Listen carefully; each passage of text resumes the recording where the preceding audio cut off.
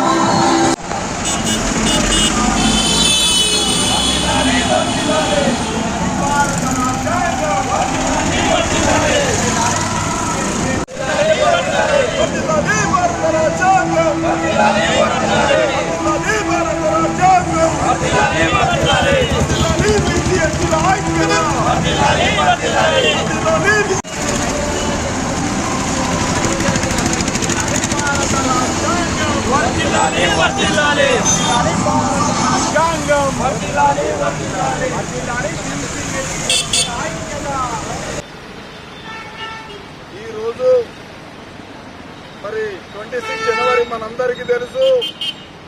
భారతదేశానికి 1947 ఆగస్టు 15 స్వాతంత్రం వస్తే వచ్చిన స్వాతంత్ర్యంలో మరి సకల జనుల యొక్క సంక్షేమము, సమానత్వము, హక్కులను కాపాడడానికి ఒక చట్టబద్ధత కావాలి. కాబట్టి అలాంటి చట్టాలను తయారు చేసుకోవడానికి మేధావులంతా కూర్చున్న సందర్భంలో మరి ప్రపంచ విఖ్యాత, ప్రపంచ జ్ఞానిగా పేరొందిన పూజ్యులు బాబాసాహెబ్ అంబేద్కర్ గారి నేతృత్వంలో వారి అధ్యక్షతన రాజ్యాంగ కమిటీ ఏర్పరచుకొని మరి మనం రాజ్యాంగాన్ని రూపొందించుకొని అమలు చేసిన రోజు 1950 మరి 26వ జనవరి.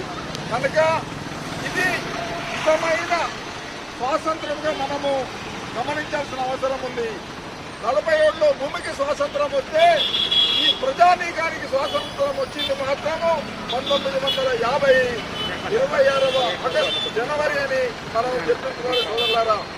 మరి మనము ఈ వచ్చిన స్వాతంత్ర రాజ్యాంగ హక్కులను అనుభవిస్తున్నామా అంటే అగ్రవర్ణాల వాళ్ళు మనకు తెలియనియకుండా వాటిని పక్కన పెట్టి వాళ్ళ ఇష్ట రాజ్యాంగాన్ని దుర్వినియోగం చేసేది కూడా మనం అందరం చూస్తూ ఉన్నాం. కనుక ఇక అలాంటి మోసాలకు అవకాశం ఇవ్వడానికి మనము వహించే ప్రశ్నే లేదు. మనమందరం కూడా జాగరూకులమై సకల జనులు, సంపన్న వర్గాలు, బీసీ, ఎస్సీ, ఎస్టీ, మైనార్టీ, మగబోతున్న అందరం కూడా ఏకమయ్యి రాజ్యాంగము అంబేద్కర్ మనకు కల్పించిన హక్కులన్నింటి కూడా పూర్తి స్థాయిలో వినియోగించుకోవడానికి అందరం ఏకతాటిగా ఏకమయ్యి రాజ్యాధికారాన్ని చేపట్టే వరకు నిద్రపోతని ఈ సందర్భంగా విజ్ఞప్తి చేస్తూ సెలవుతో నిర్వహిస్తున్నటువంటి జగిత్యాల జిల్లాలో ఈ కార్యక్రమం బీసీ, ఎస్సీ, ఎస్టీ, జేఏసీ రాష్ట్ర చైర్మన్ డాక్టర్ విశారదన్ మహారాజ్ గారి ఆదేశాల మేరకు ఈరోజు తెలంగాణ రాష్ట్ర వ్యాప్తంగా 33 జిల్లాలలో భారత రాజ్యాంగ రథయాత్ర కార్యక్రమాన్ని నిర్వహించడం జరిగింది. గత 14 సంవత్సరాలుగా ఈ కార్యక్రమం ప్రతి సంవత్సరం రిపబ్లిక్ డే రోజున ప్రతి జిల్లా కేంద్రంలో ఈ కార్యక్రమం నిర్వహించడం జరుగుతుంది. ఈ కార్యక్రమమైన ఆ సమయంలో 2 సంవత్సరాల 11 నెలల 18 రోజుల పాటు భారత రాజ్యాంగాన్ని ఏ ఒక్క క్షణం కూడా అనుక్షణం ఏ ఒక్క క్షణం కూడా వృధా చేయకుండా 90% ఉన్నటువంటి అనగారిన బీసీ, ఎస్సీల ప్రజలు మరియు అగ్రవర్ణాల్లో ఉన్న పేదల కోసం భారత రాజ్యాంగాన్ని రాసి ఇదిగో పరిపాలించుకోండి భారతదేశాన్ని మన కోసం రాసి ఇచ్చాడు భారత రాజ్యాంగాన్ని తండ్రి అంబేద్కర్. భారత రాజ్యాంగం నేడు ఏం ఘోషిస్తుందో తెలుసా? ఏడి నా ప్రధాని, నా బీసీ ప్రధాని ఏడని భారత రాజ్యాంగం ఘోషిస్తుంది. ఏడి నా దళిత ముఖ్యమంత్రి అని భారత రాజ్యాంగం ఘోషిస్తుంది. 42 రిజర్వేషన్లను రాజ్యాంగ సవరణ ద్వారా 9th షెడ్యూల్లో చేర్చి ఈ బీసీలకు నేను 42% రిజర్వేషన్ ఇవ్వాలని భారత రాజ్యాంగం ఘోషిస్తుంది. కానీ మన నుండి ఉద్యమం ఏది, మన నుండి విప్లవం ఏది? అది లేదు. కాబట్టి మనకు ఎదురు హక్కులు రావడం లేదు.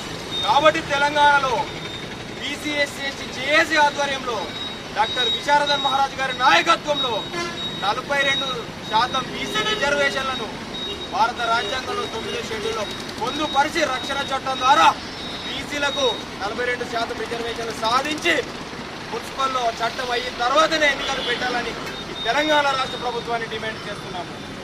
అందుకోసం జగిత్యాల జిల్లా వాసులందరికీ 77వ గణతంత్ర దినోత్సవ శుభాకాంక్షలు తెలియజేస్తూ స్వాతంత్ర దినోత్సవానికి గణతంత్ర దినోత్సవానికి తేడా ఇదని మరొకసారి తెలియజేస్తూ వర్ధిల్లాలి భారత రాజ్యాంగం.